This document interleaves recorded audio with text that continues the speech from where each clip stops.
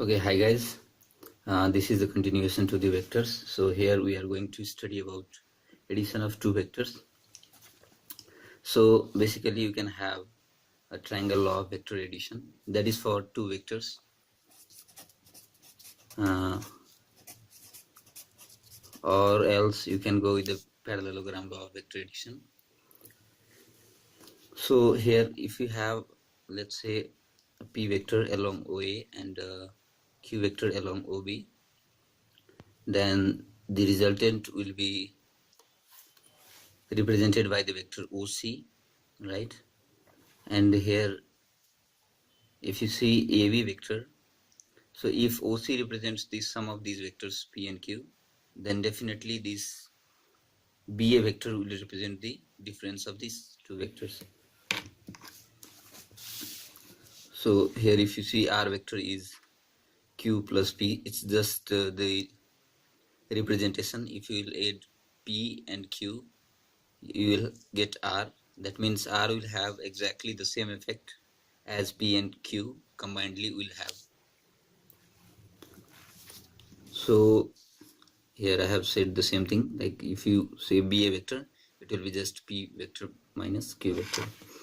So this triangle law or parallelogram law will be valid only for the two vectors.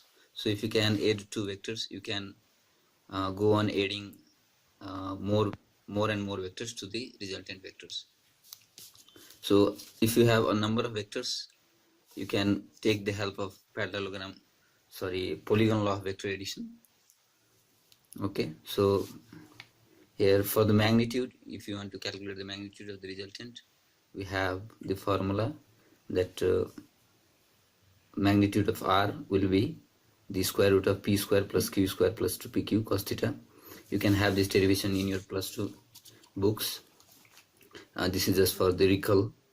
Okay, so and if you want to know the direction with respect to Q vector, direction will always have some sort of like your reference line. So if you have Q vector, then it will be P sin theta by Q plus P cos theta, right?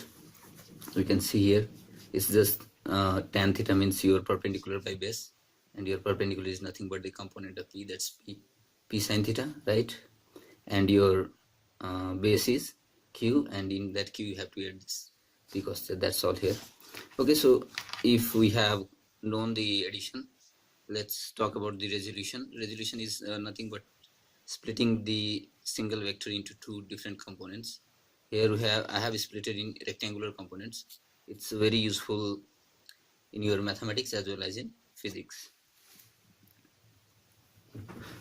Okay, so let's deal with some very important questions. So here the question says like two equal vectors, equal magnitude. Okay, the vectors are having equal magnitude acting at an angle alpha than the angle made by the resultant with either of these vectors. So always remember this.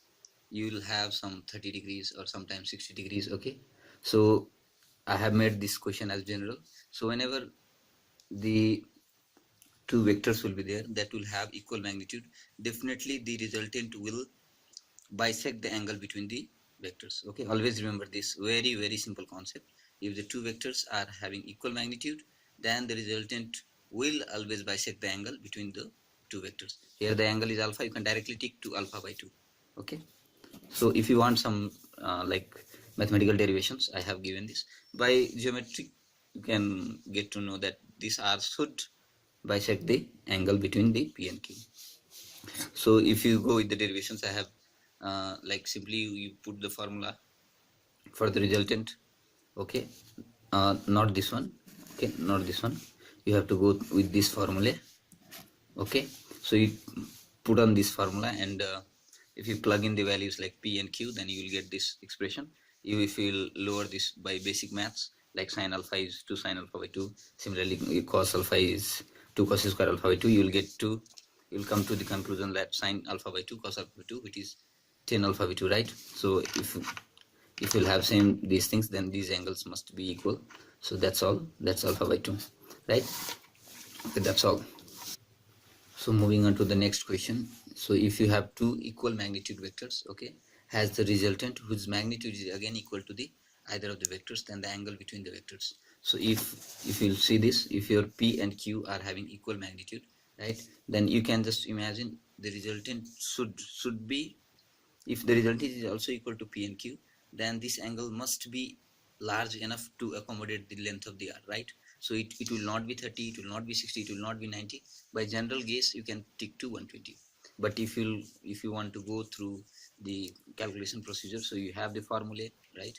You plug in the values for, like, if your P, Q, and R all are equal, you can just say R, R, you will get the R cancelled out, and you will left with 1 equals to 1 plus cos theta. Yeah, and then take this to that side, and you will get to cos theta equal to minus 1 by 2, which will finally give you theta equals to 120 degree, right? So similar question but in a different fashion. If you see here, so if A, B, C vectors, any three unit vectors, okay, unit vectors, with the relation they have given A plus B plus C equals to 0, that is nothing but your triangle law. So what is the angle between B and C? So if you will simply take this C to this side, okay, and if you squared it, and you will again come to the same conclusion as we have came here, right? We'll have almost this, and this expression will be similar, and you will again have 2 pi by 3, that is nothing but your 120 degrees.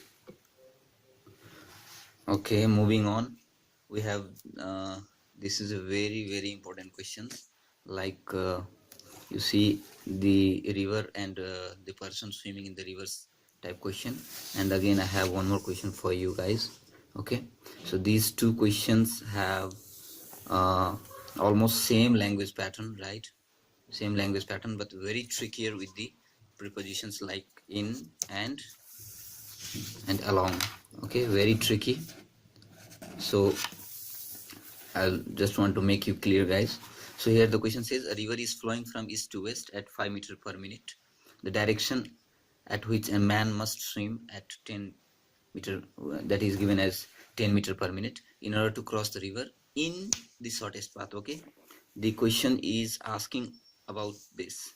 If he has to cross through AB, right? If his resultant, this VP, would be like this, right? Then what will be the angle? At what angle he has to cross? Okay, so at what angle he will be crossing? If you take your this, I mean width of the river as your reference, then at what angle he should cross? So if he has to take very least time, he need to cross along that path. Yes or no? Yes, definitely yes. So by normal notion also we can say that he has to cross at 0 degree with respect to the width of the river, right? By general notion. So if you want to see some mathematical calculation, I have taken some quantities like VR is velocity of river, BP is the velocity of a person, V resultant is the resultant of person and this river. Okay, so if we say that T is the time required to cross the river, then it will be simply the distance by the velocity component along that direction of that person. Yes or no? So if BP is the velocity component in this direction, then this V cos theta will be along the width of the river. So now here you have, this will be constant, this is given constant like 10 meter per second, D will be constant, will have some certain values, but this theta can change. So if this T has to be minimum, then the theta has, I mean cos theta has to be maximum. This whole quantity has to be maximum, right? So how much the cos theta will go, like the range of cos theta is -1 to +1. Yes or no? Yes. Then cos theta can be maximum 1, right? So if cos theta is 1, at what angle it will be possible? Only at 0 degree. So 0 degree is the answer. Okay, so we have again a next question. A river is flowing from north to south at 10 meter per minute. The direction at which a man must swim at 20 meter per minute in order to cross the river along the shortest path, right? Now the man has to, I mean, go through his path, right? Not through the shortest path possible, but he has to go along that path. Okay, here they have asked in shortest, right? in shortest time, right? In shortest path means how much time, how much angle he has to go in order to cross in shortest path. But here it is along the shortest path. So if he has to cross along the shortest path, right? So he need to make some angle, some very precise angle in order to have, in order to cross it along the shortest path, right? So if you take simply sine theta, why sine theta means I do not know this resultant, right? I can know this resultant, but it's easier if you take sine theta because we will have hypotenuse and perpendicular. So sine theta will give us VR by Vp, which is nothing but 10 is given in the question, 20 we have, right? This is the velocity of river, this is velocity of person, which will result to 1 by 2, and sine inverse 1 by 2 is nothing but your 30 degree. So you need to stick to the 30 degree. That's all for today. Thank you guys for watching my videos. Thank you guys for watching my videos. Please do not forget to comment, like, share, subscribe to my channel. Thank you.